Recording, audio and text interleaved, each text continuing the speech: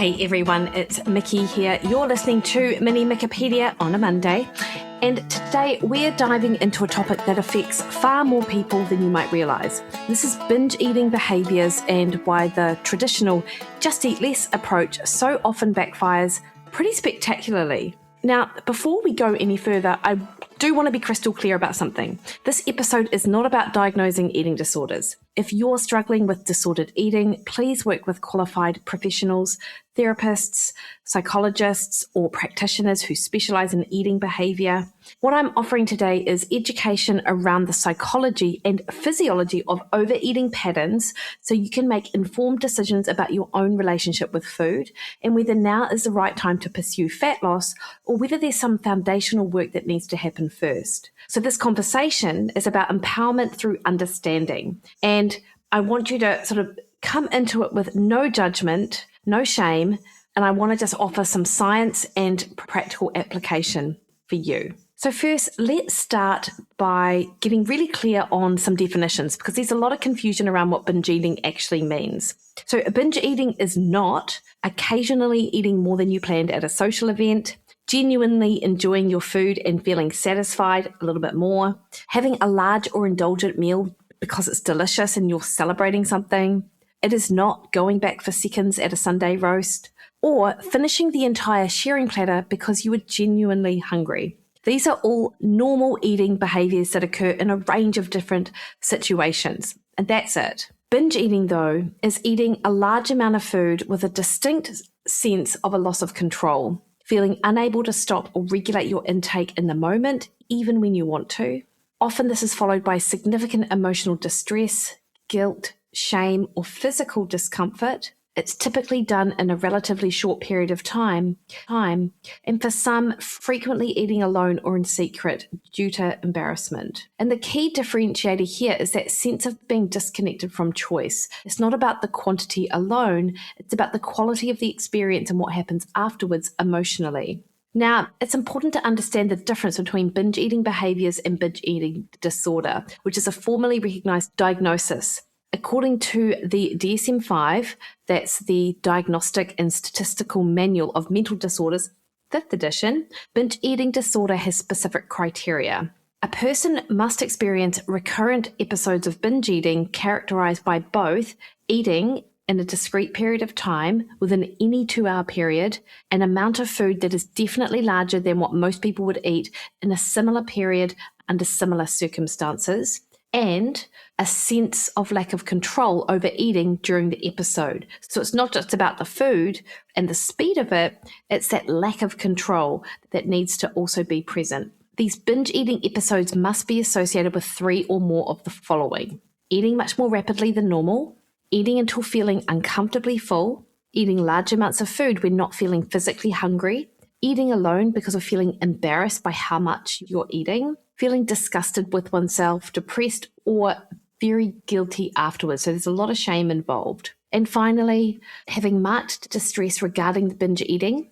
The binge eating occurs on average at least once a week for 3 months. The binge eating is not associated with recurrent use of inappropriate compensatory behaviors like purging, which would indicate bulimia nervosa. It does not occur exclusively during the course of bulimia nervosa or anorexia nervosa. Again, I'm sharing this for educational purposes, not for self-diagnosis. If several of these criteria resonate with you, I think that is valuable information that does suggest sort of further investigation, professional support could be really beneficial. However, to go back to the binge eating sort of patterns that many people actually experience that does not meet the criteria for binge eating disorder, here's what the research tells us about prevalence. Among people actively seeking help with weight loss, binge eating behaviours are commonly reported in somewhere 20 to 30% of individuals. There was a 2013 systematic review published in Obesity Reviews that found the prevalence of binge eating amongst individuals seeking weight loss range from 5 to 30%, with the variation depending on the population and assessment methods used. And that is a pretty significant proportion. when we look at full clinical criteria for binge eating disorder, specifically in the general population, lifetime prevalence is estimated around 2 to 3%, according to large epidemiological studies. But among weight loss treatment seekers, that number is considerably higher, typically in the 10 to 15% range or more. So again, if any of this is resonating with you right now, I want you to know you are far from alone. And this isn't about lacking willpower. It's not a character flaw or being weak or undisciplined. It's a complex interaction between biology, psychology, learned behaviours, and often well-intentioned but ultimately unhelpful dietary approaches. So let's talk about what actually happens in your brain and body when binge eating occurs, because understanding the mechanism is the first step towards changing that pattern. So firstly, the reward system and dopamine. Food, particularly energy-dense, highly palatable food, activates your brain's reward circuitry. We're talking about the mesolimbic dopamine pathway, that same pathway involved in motivation, pleasure, and reinforcement learning.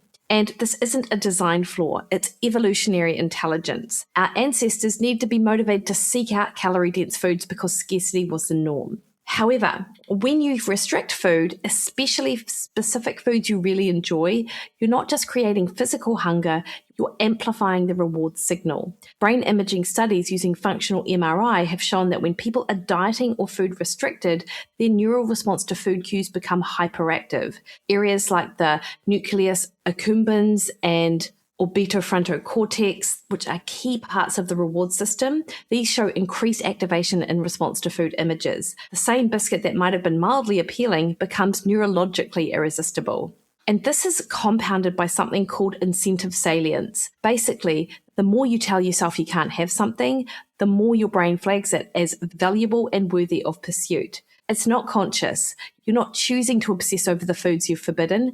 Your brain is doing exactly what it's designed to do when it perceives restriction. And I have in the past talked about how when you're dieting and you lose weight, your brain tries to seek out even more calories than it otherwise would. This is all in part due to the hunger signal when dieting. Now, take that reward system and dopamine and layer on stress. When you're stressed, whether from work, relationships, financial pressure, or the stress of dieting itself, your hypothalamic pituitary adrenal axis, HPA axis, activates, releasing cortisol. Cortisol does a lot of really great things, but one of its jobs is to drive appetite, particularly for energy-dense foods high in sugar and fat. This is adaptive in the short term. If you're facing genuine threat, having readily available energy is protective. And in fact, one of cortisol's job is to release glucose from glycogen stores. So that is to give you that energy. But chronic stress creates this chronic elevation in cortisol,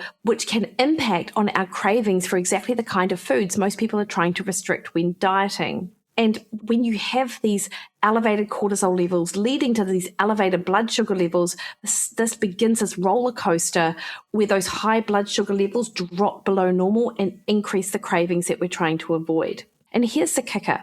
Many people use food as a coping mechanism for emotional regulation. And this is actually quite effective in the moment. Eating provides immediate comfort, distraction from difficult emotions, and a brief neurochemical reprieve through dopamine and endogenous opioid release. The problem isn't that the food provides comfort. The problem is when it becomes the primary or only tool in your emotional regulation toolbox, and when it starts to create additional distress through that guilt, shame, restrict cycle. And there's a well-established body of research called restraint theory that helps explain why chronic dieters often struggle with binge eating. The theory was developed by researchers Pahlavi and Herman in the 70s and 80s and essentially says that rigid cognitive control over eating, i.e. restraint, it's fragile and unsustainable. When that control breaks through stress, alcohol, perceived rule violation, or just mental fatigue, eating becomes disinhibited. And this is that classic what the hell effect, which Pahlavi and Herman termed counter-regulatory eating. You have one biscuit which breaks your rule, and your brain says, well, I've already ruined it, so I might as well eat the whole packet. The research shows this pattern repeatedly in laboratory studies. It's not about the biscuit. It's about the rigid rule system and the all-or-nothing thinking that comes with it. And we can't talk about binge eating without addressing the physiological reality of energy restriction. When you create a calorie deficit, especially an aggressive one, your body doesn't just accept it passively. Ghrelin, your primary hunger hormone produced in the stomach, it increases. Leptin, which signals satiety and energy sufficiency from your fat cells, decreases. Peptide YY, another satiety signal produced in the gut, drops. Your body literally turns up the volume on hunger signals and turns down the volume on fullness signals. And on top of that, metabolic adaptation occurs. Your body becomes more efficient. You burn fewer calories at rest and during activity, and as you go along, you require less calories anyway. So you're hungrier, you're less satisfied, and you're burning less energy. This is not sustainable long term, and at some point, the biological pressure can become overwhelming. When people break and binge, what they view as some sort of personal failure is actually that their body has finally overridden this inadequate conscious control in a desperate attempt to restore energy balance. And the binge isn't actually the problem. It's a symptom of that unsustainable restriction. That's the problem. So I think I've painted that picture for you to just think about that and think about the fact that when you have, when you are under some considerable restriction and your mental bandwidth for maintaining rigid control is depleting because you're using it all day, every day, and then something happens at work, at home, social event, an emotional upset, and that control breaks. You eat that just one forbidden food, which then violates your rule that you're not allowed to eat that food, and that does trigger that what the hell effect. And suddenly you're eating everything in sight with that horrible sense of being unable to stop. And that's when the distress kicks in, the guilt and the shame and that physical discomfort. Then you promise yourself that tomorrow you'll be back on track and it'll be better, and you'll restrict harder to make it up for it. And that's the cycle. Restriction, deprivation, binge, guilt, restriction, and so forth. And this is a predictable outcome of fighting basic human physiology and psychology. And the issue really is that many traditional dieting approaches are built on the assumption that if you just restrict hard enough, consistently enough, you'll succeed. But the research and the lived experiences of millions of people does tell us otherwise. The body is not designed to sustain aggressive, rigid restriction, both mental rigid restriction and actually restriction. It's designed to seek that energy balance. And so when you fight too hard for too long, it does fight back. However, of course, there are diets that do work. There are eating approaches that really do restrict calories, but provide the additional caloric support to help remove some of that rigidity around food and that all or nothing effect. And there are approaches that provide the volume and the protein that you need to help avoid you feeling that overall hunger. And I'll just give a shout out to my program, Mondays Matter, right now, because that is actually coming up. Equally, it is so effective for this type of situation. So let's talk about what can really help. We need to build that foundation. Regular, predictable meals. One of the most powerful interventions in simply eating at consistent times throughout the day. This does several things. First, it stabilizes your blood sugar. This regulates mood and reduces cravings. Second, it prevents this extreme biological hunger, which is one of the strongest triggers for loss of controlled eating. Third, it builds trust with your body that food is reliably available, which reduces that scarcity mindset that can drive binging. So I typically recommend 3 meals a day, plus if you're exercising, an additional snack, spaced relatively evenly throughout. This isn't about eating these small amounts constantly every 90 minutes, or however else some of these ridiculous plans look. It's about eating full meals so you aren't distracted by those thoughts of food and prevents that roller coaster of restriction followed by desperate hunger. You want adequate protein and energy early in the day. There is some great evidence that front-loading your eating, having substantial protein-filled meals earlier in the day, helps with appetite regulation and reduces evening overeating, which is a real common problem in a lot of people. It's not binging at 10 o'clock in the morning, it's at 8 p.m. after the dinner, standing in front of the fridge. Protein, as you know, is particularly important because it is the most satiating macronutrient and it does help stabilize blood sugar. Starting your day with, as you know, I like to think, 40 grams of protein at breakfast can significantly reduce cravings and improve satiety throughout the day.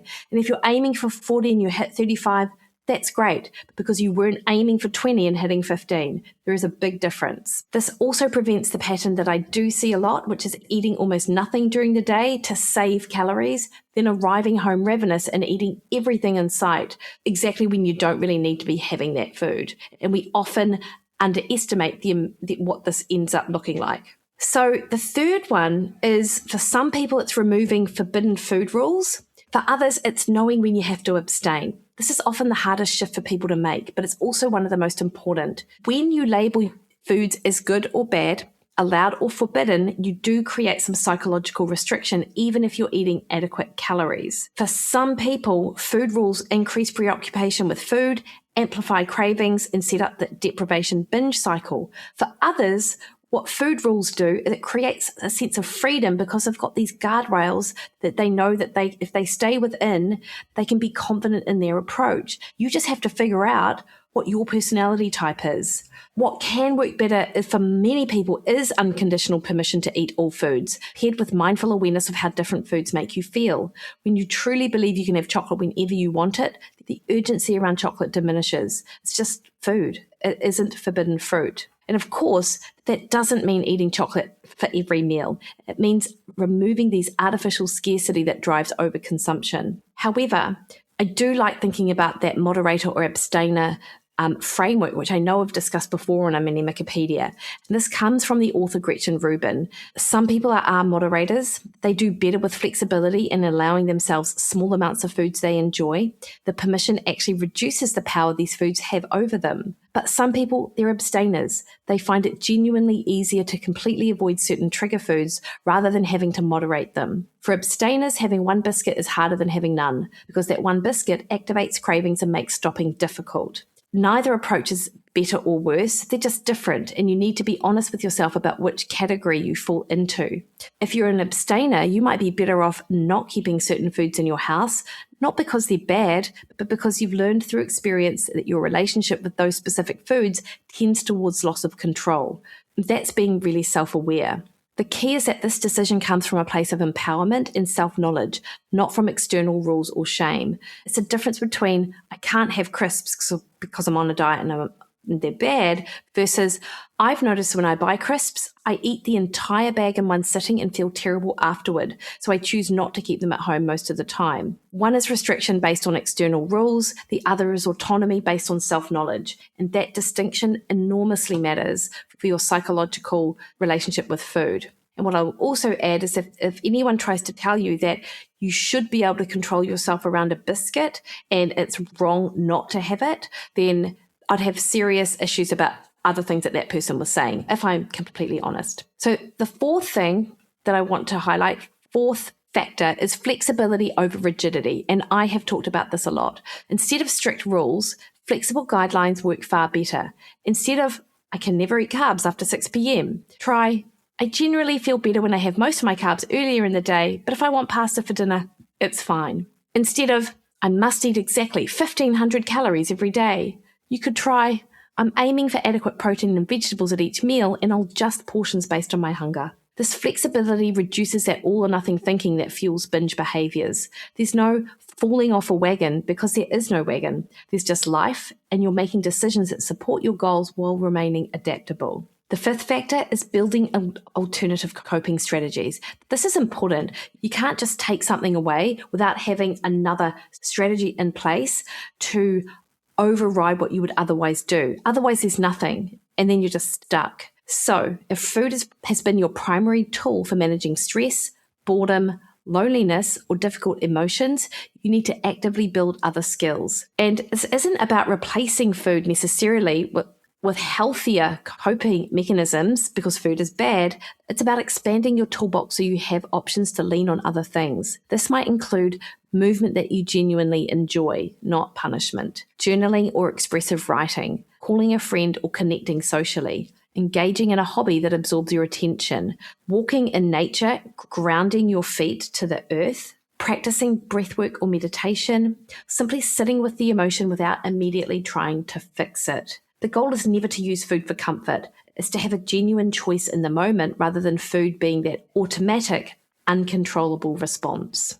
And look, I do want to be direct about something. For many people dealing with binge eating behaviours, working alongside a therapist or practitioner, diagnosis or not, like about the DSM, it might not actually be a luxury. It might be a smart, proactive choice. So this is particularly true if you have a history of eating disorders, your binge eating is causing significant distress or impairment in daily life, you've tried multiple times to change the pattern on your own without success, you're also dealing with other mental health challenges like depression or anxiety, or you're using food to cope with trauma or deeply rooted emotional pain. There are therapy approaches out there which have strong evidence basis for treating binge eating behaviours. So I would definitely look at a professional and get a real sense of what might work for you. And these are all about giving you tools and frameworks for understanding your behaviour and building new patterns. And, there is also emerging evidence for approaches like intuitive eating and mindfulness-based interventions, which help rebuild trust in your body's signals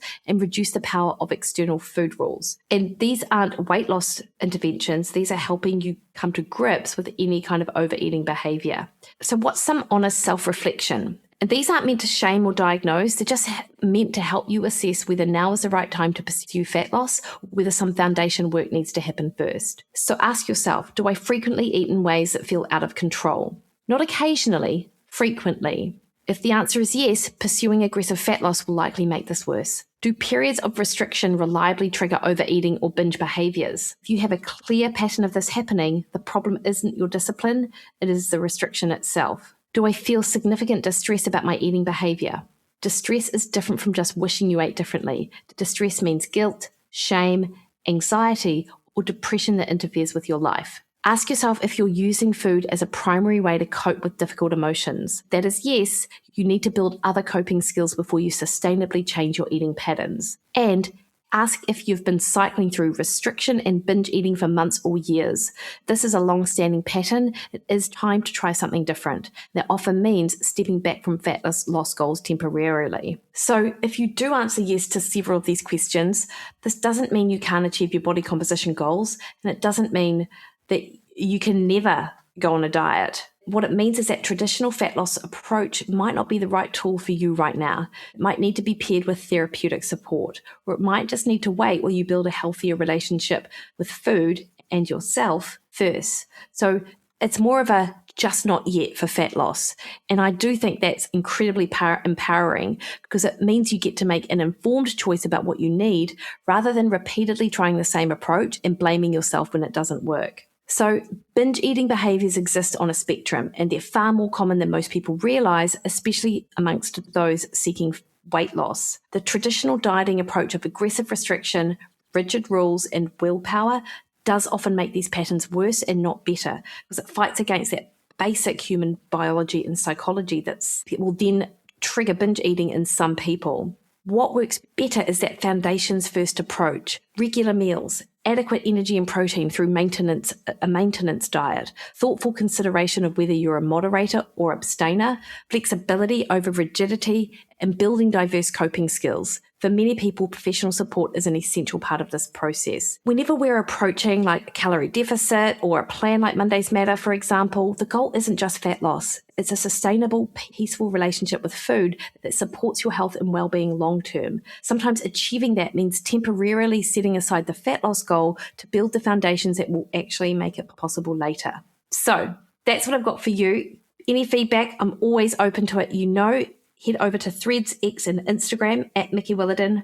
That is my handle there. We'll go to Facebook at Mikki Williden Nutrition or head to my website, mikkiwilliden.com. And I'll be discussing this along with many other factors in why fat loss diets fail in my webinar Wednesday, February 25th at 1 p.m. and 7 p.m. New Zealand time. And it is being recorded, so you can catch the recording later if you can't make it live.